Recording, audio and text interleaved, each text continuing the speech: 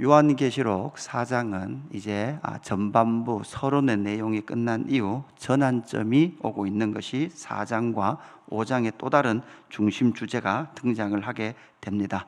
1장의 서론에서 뒤에서 요한에게 큰 음성이 있었습니다. 그 음성을 통해서 7 교회를 향하신 하나님의 뜻을 들었습니다. 그 교회를 향하신 하나님의 뜻이 이 땅 가운데 선포되었죠.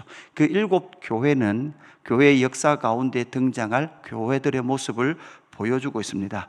여기서 우리는 기억해야 될 것이 있습니다. 하나님은 이 땅을 무엇을 통해 보십니까? 무엇으로 평가하십니까? 교회입니다.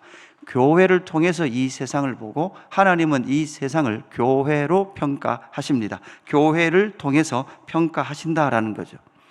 그러나 그 교회, 7 교회는 어떤 교회였습니까? 불완전한 교회였습니다. 완전한 교회가 아니었죠. 불완전한 그 교회가 완성을 향해서 나아가고 있는 교회입니다. 그래서 하나님은 언제나 교회를 통해서 이 세상을 보고 교회를 평가하고 계시는 것이죠.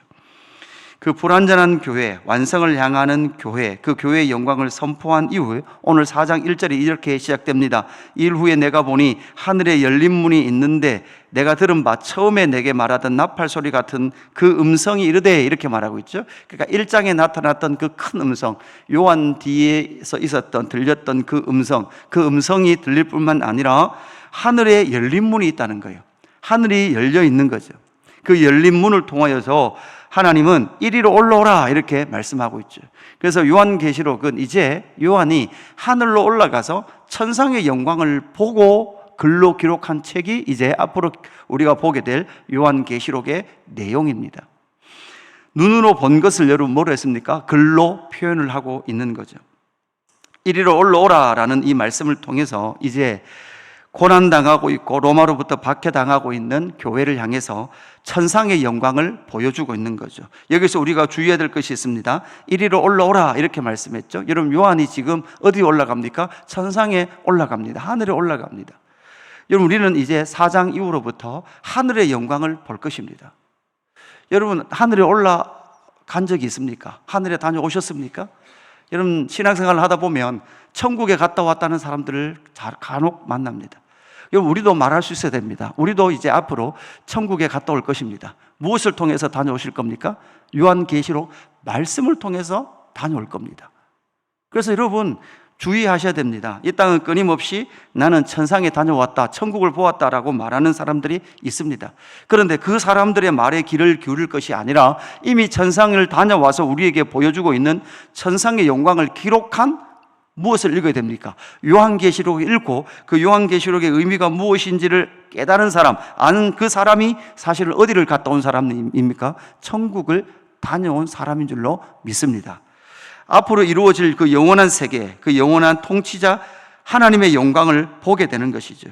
성경을 통해서 우리는 천상의 영광을 보게 할 뿐만 아니라 또한 이 역사의 끝도 이 천상의 영광을 통해서 함께 보게 될 줄로 믿습니다. 그러면서 오늘 2절 뭐라고 말씀합니까? 내가 곧 성령에 감동되었더니 보라, 하늘에 보좌를 베풀었고 그 보좌 위에 앉으신 이가 있는데, 이렇게 말씀하고 있죠.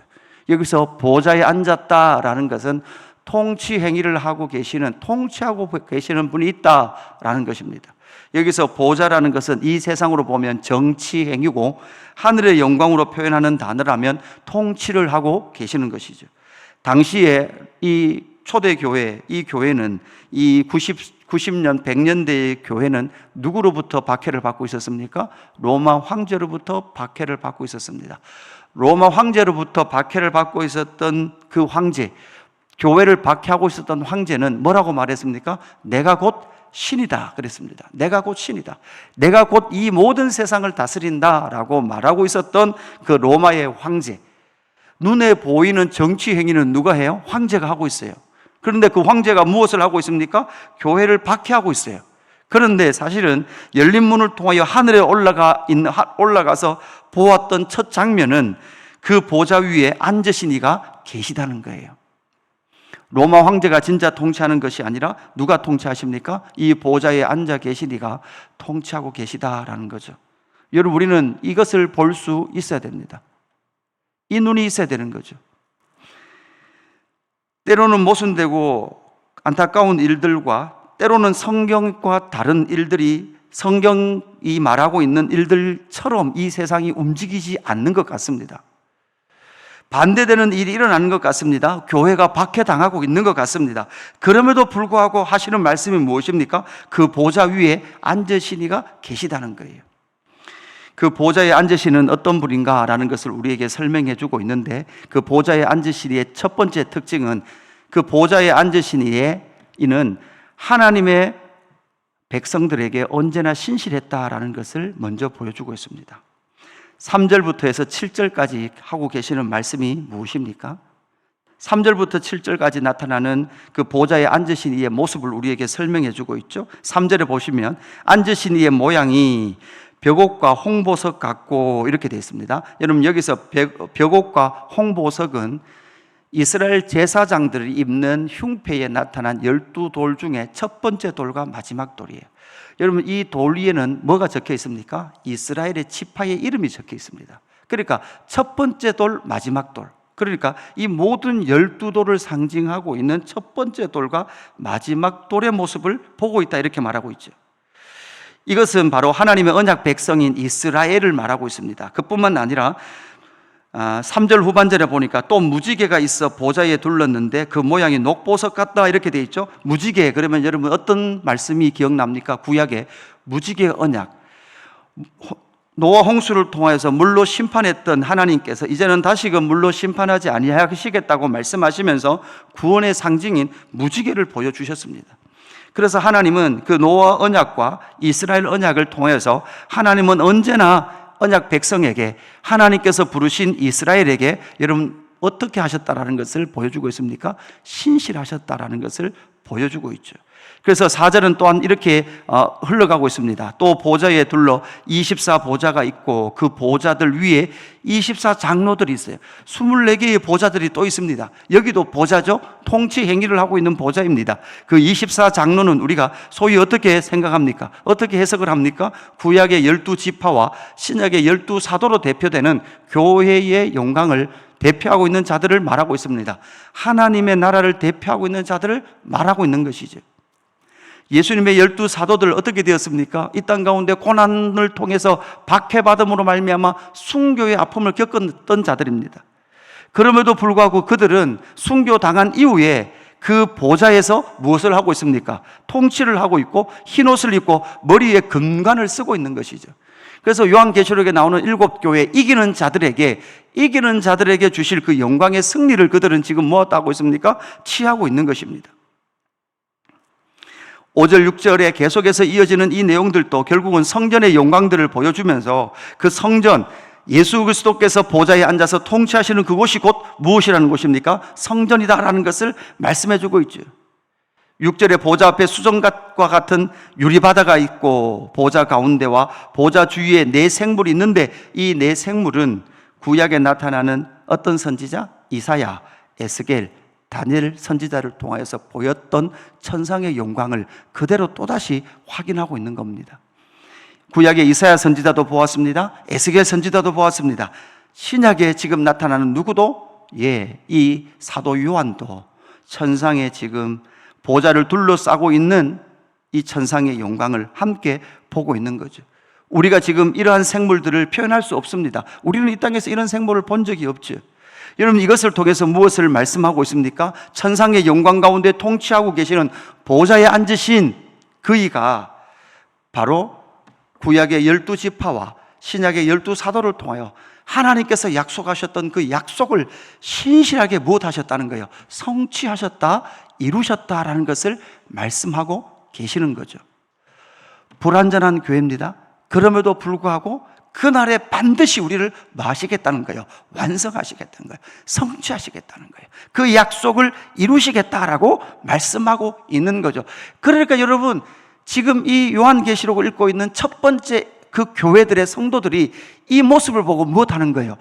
박해를 받고 있지만 무엇하고 있습니까? 위로를 받는 거죠. 그 위로는 무엇입니까? 오늘의 삶에 우리의 현실이 달라도 그럼에도 불구하고 보좌에 앉아 계신 그분께서 무엇하고 계십니까? 통치하고 계시다라는 것을 선포하고 있는 줄로 믿습니다. 그래서 그 보좌에 앉으신 이의 모습을 봄을 통해서 두 번째 무엇을 얻습니까? 교회의 부르심과 사명이 무엇인지를 다시금 확인하게 되는 거죠. 교회의 부르심과 사명이 무엇입니까? 여러분, 교회는 무엇을 해야 합니까? 이 세상을 바꿔야 합니까? 여러분, 그것은 차후의 문제입니다. 요한계시록 4장에 나타나는 그 교회의 존재, 하나님의 나라의 존재의 이유는 무엇입니까? 바로 8절부터 그 내 생물이 하고 있는 일이 무엇입니까? 그들은 밤낮 쉬지 않고 거룩하다 주 하나님 곧 전능하신 이여 전에도 계셨고 이제도 계시고 장차 오실이시라라고 무엇하고 있습니까? 찬양하고 있습니다. 예배하고 있습니다. 그리고 예배하고 있는 그 예배의 대상이 하나님이시며 그 하나님은 어떤 분이시다는 것을 정확하게 고백하고 있는 거죠. 여러분, 하나님은 어떤 분이십니까? 거룩한 분이세요. 그 거룩이 3번 반복되고 있죠. 완벽하게 완전하게 거룩하신 분이에요. 그리고 그 거룩하신 하나님은 어떤 분이십니까? 전능하신 이신데 전에도 계셨고 여러분 이제도 계세요. 여러분, 이 말에 동의되십니까? 하나님이 지금도 계세요. 여러분 삶 가운데 계세요. 아멘이십니까? 여러분, 이 대한민국 가운데도 계십니다. 그뿐만 아니라 그 하나님은 장차 오실 이십니다. 여러분, 이것이 바로 완성될 그 모든 주권은 누구에게 있습니까? 하나님에게 있다라는 거예요. 그뿐만 아니라 10절에 24장로들이 보좌에 앉으신 이의 앞에 엎드려 세세토록 살아계신 이에게 경배하고 자기의 간을 보좌 앞에 드리며, 여러분 24장로도 보좌에 앉아 있었죠. 보좌에 앉아 있었던 이 24장로가 또다시 보좌에 앉으신 이에게 엎드려 경배하고 있는 거예요. 자기 보좌에서 내려와서 24장로들이 앉아있던 보좌에서 내려와서 중앙에 있는 보좌에 앉으신 이에게 엎드려 경배해요. 천상에서도 여러분 그들이 하는 일이 무엇입니까? 24장로들이 하는 일이 무엇입니까? 예, 성삼위 하나님을 예배하는 것이에요.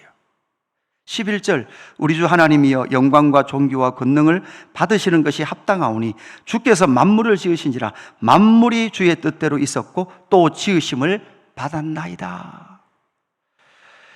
교회의 부르심과 사명은 무엇입니까? 구약의 역사 가운데 레위인을 그렇게 찾았던 이유가 무엇입니까? 레위인을 세웠던 이유가 무엇입니까? 신약에 교회를 세운 이유가 무엇입니까? 교회를 세운 이유는, 가장 중요한 것은 저와 여러분을 예배 공동체로 세우셨다는 사실입니다. 그 보좌에 앉으신 이를 찬양하고 경배하는 것이 교회의 존재의 의의인 것이죠. 그 예배를 통해서 우리가 살아가는 이유, 그 살아가는 이유는 바로 예배인 것이죠. 그래서 1장 6절에 보면 이렇게 말씀합니다. 요한계시록 1장 6절, 그의 아버지 하나님을 위하여 우리를 나라와 제사장으로 삼으신 그에게, 이렇게 말씀하고 있죠. 우리를 나라로 삼으셨습니다. 하나님의 나라인데 그 하나님의 나라의 특징은 무엇입니까? 제사장이에요. 제사장. 그 제사장 삼아서 열방이 주께 예배하는 자들로 돌아오게 하는 진정한 예배자, 그 예배자로 서는 것이 우리가 이 땅에 존재하고 있는 이유인 줄로 믿습니다. 그래서 여러분, 우리는 고난 중에서도 예배는 할 수 있습니다. 고난 중에서도 순교당하는 그 아픔 속에서도 예배를 할 수 있는 거죠. 그 예배의 영광을 누리며 예배의 영광 앞에 서는 저와 여러분의 삶이 되기를 주님의 이름으로 축복합니다. 그 보좌에 앉으신 이는 결국은 누구입니까? 예수 그리스도를 보게 한다라는 것이죠. 그 보좌에 앉으신 예수 그리스도, 하늘의 열린 문을 열 수 있었던 분이 누구셨습니까? 열었던 분이 누구셨습니까? 예수님이십니다. 그래서 이제 5장에 오면 또다시 이 천상의 예배의 중심이 누구에게로 구체화되고 있습니까? 제3위격이신, 바로 제2위격이신 아들 예수 그리스도께서 또다시 5장은 집중되고 있다라는 것으로 우리는 이 요한계시록이 흘러간다라는 것을 이해하시면서 우리가 4장과 5장 천상의 예배를 함께 묵상해 갔으면 좋겠습니다. 오늘 말씀을 정리합니다. 보좌에 앉으시니, 지금 이 열방과 온 세계와 모든 만물을 통치하시는 분은 누구십니까? 바로 보좌에 앉으시니다라는 것을 기억할 때, 하나님은 언제나 언약 백성에 신실하셨으므로 말미암아 앞으로도 하나님은 신실하실 줄로 믿습니다. 그 믿음 가지고 오늘 이 하루도 예배자로, 제사장으로 이 땅을 살아가는 저와 여러분의 삶이 되기를 주님의 이름으로 축복합니다. 하나님 아버지 감사합니다. 오늘의 삶, 비록 우리가 다 이해할 수 없으나 그럼에도 불구하고 보좌에 앉아 통치하시는 분은 성삼위 하나님이신 줄로 믿습니다. 언제나 신실하셨고 앞으로도 신실하실 것이며 그날에 우리를 완성하실 보좌에 앉으신 주님을 바라보며 믿음으로 살아가는 저희들 되게 하여 주옵소서. 하나님, 우리가 이 땅에 존재하고 있는 사명은 거룩한 백성 제사장 나라인 것을 기억하고 오늘 이 하루도 예배자로 하나님의 왕권을 인정하는 예배자로 살아갈 수 있도록 인도하여 주옵소서. 감사함을 드리며 구주 예수 그리스도 이름으로 기도드리옵나이다. 아멘.